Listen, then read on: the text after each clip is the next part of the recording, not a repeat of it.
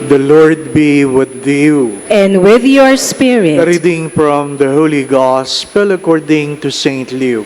Glory to you, O Lord.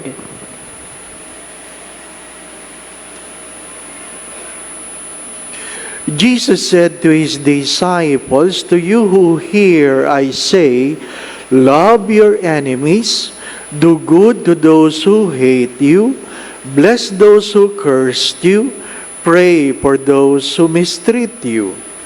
To the person who strikes you on one cheek, offer the other one as well.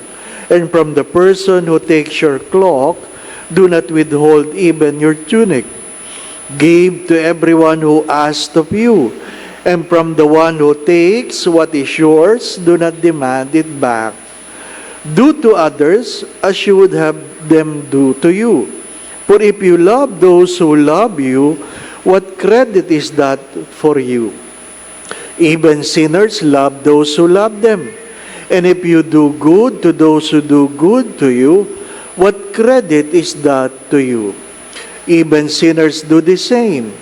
If you lend money to those from whom you expect repayment, what credit is that to you? Even sinners lend to sinners and get back the same amount. But rather, love your enemies and do good to them, and lend expecting nothing back. Then your reward will be great, and you will be children of the Most High. For He Himself is kind to the ungrateful and the wicked. Be merciful as your Father is merciful. Stop judging, and you will not be judged. Stop condemning, and you will not be condemned. Forgive, and you will be forgiven. Give, and gifts will be given to you. A good measure, packed together, shaken down, and overflowing, will be poured into your lap. For the measure with which you measure will return be measured out to you."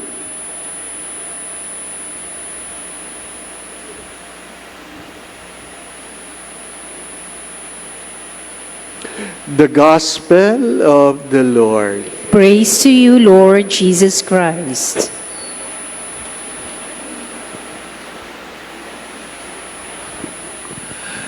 The Gospel of today is one of the most difficult. The most difficult.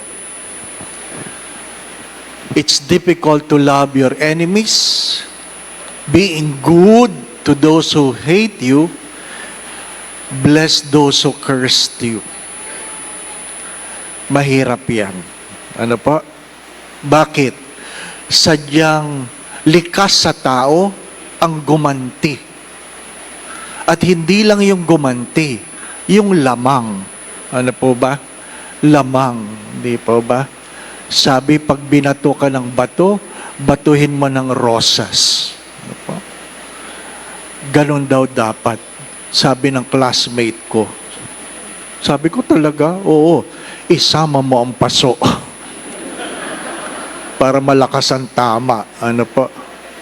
My dear friends, my brothers and sisters, if you are good only to those who are good to you, then the gospel said, you are not really good. First, you have to understand that being good is a choice. It is a choice. It is not coincidental. Hindi yung nagkataon lang. Ano pa? Nagkataon lang dahil lahat sila'y mabuti, kaya ako ay mabuti. Pero kapag sila hindi na mabuti, ang tanong doon, magiging mabuti ka ba? Yun ang malaking tanong.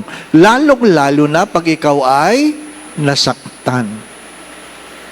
Lalong-lalo na pag ikaw ay nasaktan. Nakumpisal ko na ito dati. Ano po? Na kung saan, aking kapatid na pari ay siniraan ako sa isang parokya na iniwan niya. Para hindi siya mapahiya, ang kanyang press release ay gusto ko daw ma-assign doon. Kaya daw siya tinanggal ng kardinal. Ano po? Ay di yung buong parokya galit na sa akin. Hindi ka pa nadating, galit ka na. Ano po? So, pinipilit ko na wag siyang siraan. Pinipilit ko. Pag may sinasabi, nagtitimpi ako, ano po? Pero, sa sama ng loob ko, sinumbong ko kay Bishop Sok. Sinumbong ko. At sabi ko, sorry ha. Sabi ko, yung walang hiyang yan. Pag nakita ko yan, sasagasaan ko. Ano po? Ano ibig ko sabihin? Ang mahirap yung pag meron kang pagkakataong gumanti, mas malala. Anong meron sa unang pagbasa? Ang kabutihan ni David ay meron siyang pagkakataon na gumanti kay Saul, hindi niya ginawa. Hindi niya ginawa. Ano po? Nasusukat ang kabutihan dahil sa simula pa lamang, nagdesisyon ka na hindi ka gagawa ng masama. Hindi nagkataon. Nagdesisyon ka. Anong meron sa ikalawang pagbasa? Hindi dahil nag-aalala ka kung ano sasabihin ng tao, kundi hindi mo nakakalimutan na ikaw ay kawangis ng Diyos. Hindi ka kawangis ni Adan. Kawangis ka ng Diyos. Ayaw mong siraan ang pangalan ng Diyos. Meron kang pinoprotektahan. Ano po? Meron kang pinoprotektahan. Hindi lang pangalan ninyo, kundi alam mong ikaw ay Kristiyano at alam mong sabi nga'y masisira ang pangalan ng Diyos dahil sa iyong ginagawa. Kaya ang ebanghelyo ay ano, maging mabuti ka. Madalas ko po yung sinasabi, if people are good to you, be good to them. But if people are bad to you, be good to them because it is who you are. Be good to them. Maging mabuti ka. Maging mabuti. Sabi nung isang nangungumpisal, total na ngabit ang asawa ko, mangangabit na rin ako. Di ba? Sabi kay, ano pinagkaiba nyo? Ay, sabi niya, para tabla-tabla, Father. Tabla-tabla. Ano? Ay, sige, magkita kayong dalawang tabla sa impyerno. Hindi po ba, ano? Kasi hindi mo pwedeng sabing, mas mabuti ako sa asawa ko kasi ang kasalanan ng asawa mo, ginagawa mo rin. Ang sagot niya, ibig ko lang makaganti sa sama ng loob na ginawa niya sa akin. Ang sabi ko sa kanya, pag ginawa mo yon, sasabihin ng asawa mo, ay, ganun ka rin naman pala. Ganun ka rin naman pala. Nagtimpi ka lang. Hindi po ba, ano? Nagtimpi ka lang. Ano yung mga bagay na hindi halatang hindi maganda? Halimbawa, minsan kumakain kami at binigyan ko ng budget yung mga seminarista. Ito lang ang kakainin mo. Ano pa? So, kumain kami. In order nila yung ano lang yung budget nila. Ano pa? Tapos, hindi ko naman sinasabing ako magbabayad. Ano pa? Kasi aabusuhin ka eh. Ano po? Ha? Sabi nga nila, pag nag-imbita ka ng banda, ubos ang handa. Ay, wala yan. Pag nag-imbita ka ng seminarista, ubos yan. Ano po? Ha? So, kumakain kami ganyan. Oh, puro toppings ang order. Toppings, puro iced tea, ganyan. Tapos nag-order ako ng extra na ulam. Oh, busog naman. Hindi ko sinasabing ako ang magbabayad. Nung magbabayad na, sabi ng waiter, Father, binayaran na po. Sabi ko, sino nagbayad? Yung po, tinuro yung nagbayad, tapos kumaway. Ay, di kumaway din kami, ano po? Kumaway din. Hindi doon natapos ang kwento. Saan natapos ang kwento? Nung nalamang may nagbayad, sabi, sayang. Mapagsamantala na. Marami sa atin ang ganyan. Mapagsamantala. Pag mangungutang, ay paano ko kaya ito babayaran? Nung sinabi nung inutangan, huwag mo nang bayaran, sayang. Sana nalakihan ko. Di ba, ano? Mapagsamantala. It must be a choice. Second, it must have a good purpose. Hindi lang choice, kundi tama ang dahilan. Hindi sapat na gumagawa ka ng tama, dapat tama ang dahilan. Mananabi ako ha, hindi ito politika. Hindi ito politika. Pero, dahil malapit ang eleksyon, di ba na? Oh, alam nyo na. Parang ang bait nila, no? Ang daling manghingi. Ang daming abuloy. Bakit sa palagay nyo, saan babawiin yon? Di ba?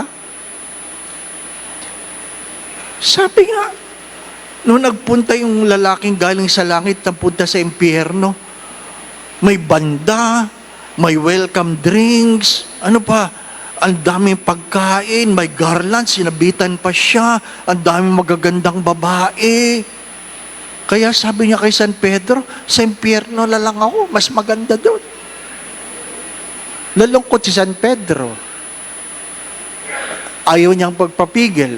Umalis siya, bumaba siya sa impyerno. Kasi yun ang desisyon niya. At nung siya bumaba ulit sa impyerno, kumakatok na siya. Dati hindi pa siya kumakatok, binuksan lang. Ngayon, nung kumakatok na, ganyan lang ano. Tapos wala nang ilaw, wala nang banda, mabaho na, wala nang sumasalubong, wala nang pagkain, wala nang welcome drinks, wala nang magaganda. Si Satanas na ang nag-welcome. At sabi niya, bakit nung ako'y bumisita? Ang ganda-ganda sa impyerno. Sabi ni Satanas, ganyan talaga pag nangangampanya. Diba, na? Mga minamahal mga kapatid, yung mga asawang ibang lalaking nanliligaw na mabait, pag nakuha ka na, mag-iingat ka. Diba, no? Ilan sa inyo nagsisisi? Diba? Kasi nung nanliligaw, ang bait, pinagbubukas ka ng pinto, inuusog ang upuan. Ngayon, magbukas ka ng pinto mo. Diba? Pag nauna siya, bibitawan niya, tamaan ka sana. Hindi ba ba? Ano? Diba? Mga sanay na sanay ako dyan. Nagmimisa ako sa Mega Mall dati. Alam ko yung nanliligaw sa may asawa. Oo. Yung lumalabas yung mga sales girl sa gabi. Ano po? Yung mga nanliligaw, sinasalubong yung mga nililigawan nila. Kinukuha yung mga bit-bit. Sabi nung babae, ay, pasensya ko na. Natagalan ako lumabas. Sabi nung lalaki, okay lang. Sabi nung babae, baka pagod ka? Hindi. Sabi nung babae, kumain naman tayo. Ha? Sige, gutom ka tayo, kumain tayo. Pagdating doon sa Jollibee, kung ano man, pinapaupo ng lalaking babae, upo ka. Alam ko, maghapon ka nakatayo dyan sa department. O sabi ng babae, kung nasabay na tayo, hindi, upo ka dyan. Anong gusto mong order? Ganun, French fries na lang. Hindi, dagdagan mo na cheeseburger. Diba? Dudukot yung babae, ako na. Yan ang nanliligaw. Sino yung kasal na? Yung paglabas ng babae, start na yung motor. Kanina pa ako dito, nilalamok ako dito, ha? Gutom na ako, ano ka? Alam mo namang may nag-aantay sa iyo. Ha? Yan ang mga may asawa na. Ano pa? Sasabihin, sige, kumain tayo. Pagpasok doon sa kainan, yung lalaking uupo, order mo ako, gusto ko ito. Sabi ng babae, may pera ka dyan? Wala! Yan ang may asawa. Ano? Diba, ano? Totoo yan. Inobserbahan ko yan eh. Diba? Kaya pag sinabi mong, isuot mo ang singsing na ito, tanda ng aking pag-ibig sa hirap at ginhawa, sa pagkakasakit, kalusugan, sa kamatayan, mauna ka sana. Diba? Diba? Ano ang tunay na pag-ibig? Kapag wala kang makukuha.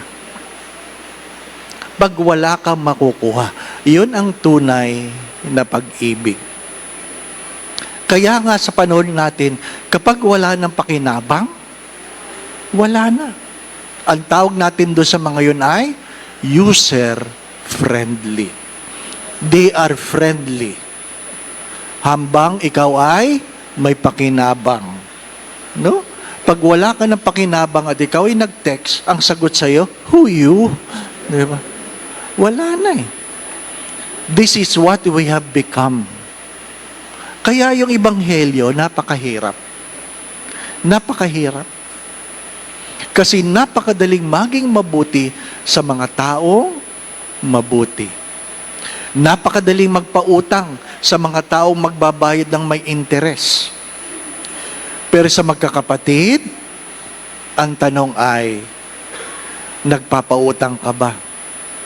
Sabi nga, minsan sabi, Father, pagod na ako. Yung aking kapatid tuwing dumadalaw, mangungutang, di naman nagbabayad.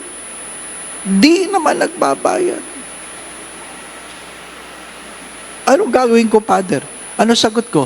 Huwag mo pautangin.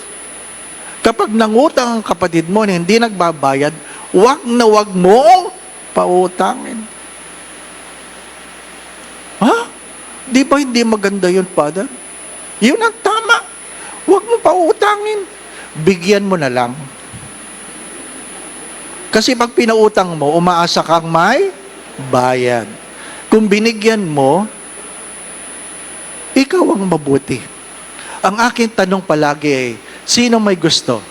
Ikaw yung nangungutang o ikaw yung nagpapautang? Kita nyo na? Yung mga sumagot ng ikaw nagpapautang, may mangungutang sa inyo mamaya, ha? Madaling sabihin yan eh. Hindi po ba? Madaling sabihin yan. Ang bagay ay nasusukat saan? Sa panahon.